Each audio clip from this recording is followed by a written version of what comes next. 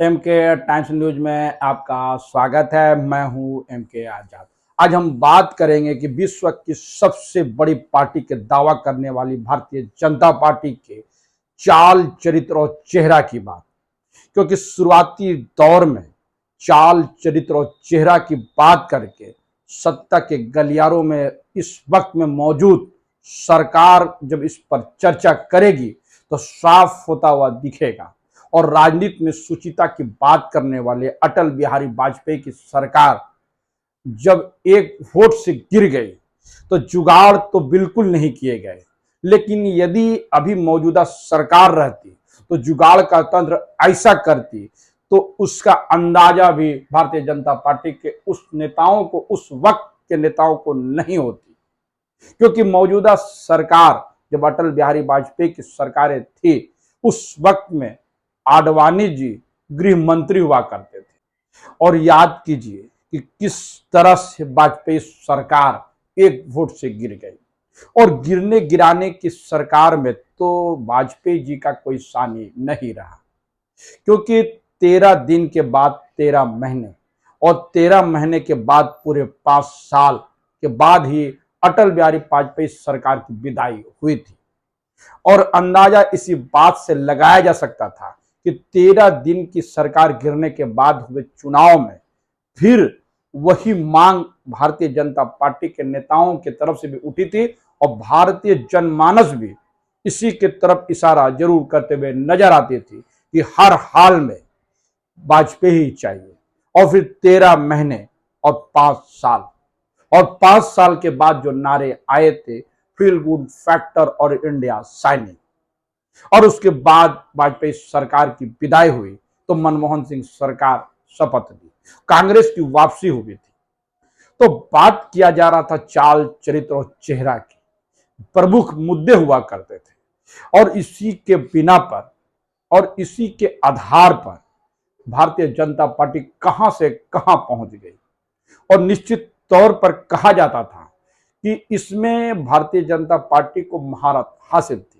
2014 के बाद भारतीय जनता पार्टी की सभी पुरानी बातें, भारतीय जनता पार्टी के सभी पुराने मुद्दे और पुराने वादे और पुरानी बातें सब कुछ भुलाकर 2014 से 2022 के बीच में जिस तरह से मौजूदा सरकार नरेंद्र मोदी और अमित शाह की जोड़ी ने जिस प्रयास के साथ और जिस कलाकारी के साथ सत्ता चलाई, वह किसी से छिपी बात तो बिल्कुल नहीं है। और तो और सब कुछ तो ताक पर रखा गया और किसी तरह से सत्ता में बने रहने के तमाम प्रयास तो होते हुए दिखे। चाहे वो कर्नाटक की सरकार में तोड़ जोड़ की राजनीति हो या मध्य प्रदेश में तोड़ जोड़ की सरकार हो, इस तरह तो जहां 2 सीट भी जीती थी वहां भी सरकार बनाने में भारतीय जनता पार्टी कामयाब होती हुई दिख रही थी। क्या यही मैनेजमेंट गुरु का पहचान है? चाल, चरित्र और चेहरा की बात अब मौजूदा सरकार क्यों नहीं करती? भारतीय जनता पार्टी की सभी पुरानी बातें अब दरकिनार क्यों कर दिए गए थे? क्या इस वक्त में भारतीय जनता पार्टी में सिर्फ 2 लोगों की ही चलने लगी है? यानी जो वही कहे वही भारतीय जनता पार्टी के आदेश और निर्देश होते हैं और इसी आदेश और निर्देश के तहत पूरी पार्टी पूरी तरह से 90 डिग्री का कोण बनाते हुए दिखती है। तो सब कुछ तो गुजरात मॉडल के आधार पर तैयार की गई थी और इसी के आधार पर जब पूरी अटल बिहारी वाजपेयी सरकार के जितने भी मंत्री उस वक्त में मंत्री रहे और मोदी जी के मंत्रिमंडल में भी उन्होंने जगह पाई, सबको एकाएक करके सबको बाहर का रास्ता दिखाने में वर्तमान की मौजूदा सरकार ने कोई कोर कसर नहीं रखी। तो सारा कुछ तो नजर आ रहा है। और तो और जब बात किया जाए इस वक्त में जो अंतर कला की, ये भारतीय जनता पार्टी में कभी नहीं रही। वाजपेयी की सरकार जब चल रही थी मौजूदा सरकार में और जिस समय में भारतीय जनता पार्टी को लोग अछूत पार्टी के रूप में देखती थी, उस वक्त में अटल बिहारी वाजपेयी की दूरदर्शिता थी कि उन्होंने तमाम उन लोगों को भी जोड़ लिया जो कभी भारतीय जनता पार्टी से जुड़ने के लिए तैयार नहीं थी। बात ममता बनर्जी की जाए, फारूक अब्दुल्ला की जाए, नीतीश कुमार की जाए और सबसे बड़ी बात है जॉर्ज फर्नांडिस की। सामाजिक आंदोलन के अगुआ रहने का दम भरने वाले जब जॉर्ज फर्नांडिस, शरद यादव और तमाम लोग जब एक साथ जुटते चले गए, और याद कीजिए चंद्रबाबू नायडू का, वो तो संयोजक तक होते थे, और सबसे संवाद कायम करना और लोगों के साथ मिलना, और सबसे बड़ी बात है जदयू और अकाली दल की बात कर लिया जाए, सबसे पुराने और विश्वसनीय पार्टियों में उनकी गिनती होती थी।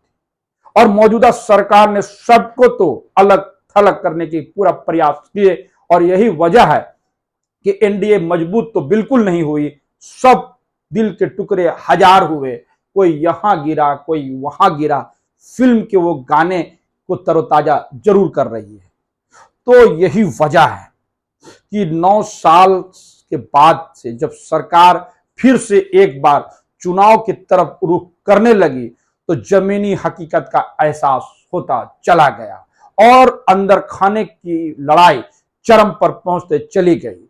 यही वजह है कि शिवराज सिंह चौहान, जो उस वक्त में 2013 के चुनाव में सबसे प्रमुख दावेदारों में उनकी नाम चल रहे थे, और रमन सिंह की, तो ये सब किस तरह से हाशिए में चलते हुए चले गए, ये किसी से छिपी बात तो बिल्कुल नहीं है।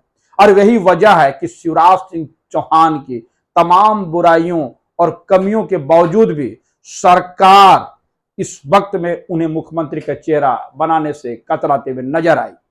और वसुंधरा राजे सिंधिया के मामले में भी इसी तरह के कयास लगाए गए, और वसुंधरा राजे सिंधिया भी मुख्यमंत्री का चेहरा नहीं बन पाई। कहा जाता है कि सारे लोग वाजपेयी जी के सबसे नजदीक हुआ करते थे। शिवराज सिंह चौहान भी वाजपेयी सरकार के बड़े नजदीक माने जाते थे, और वसुंधरा राजे सिंधिया भी उस वक्त में अटल बिहारी वाजपेयी सरकार में उनकी अच्छी चलती थी, ये किसी से छिपी बात तो बिल्कुल नहीं। और यही वजह है कि जब एक से एक लोग पार्टी छोड़ते हुए चलते हुए नजर आए, चाहे मध्य प्रदेश की हो चाहे राजस्थान का, एक भगदड़ सी मच गई है और उसे रोकने वाला कोई मौजूद नहीं है। और तो और जब प्रधानमंत्री किसी को फोन लगाते हैं तो वो भी चुनाव में बागी बनकर हटने के लिए तैयार नहीं बैठे हुए।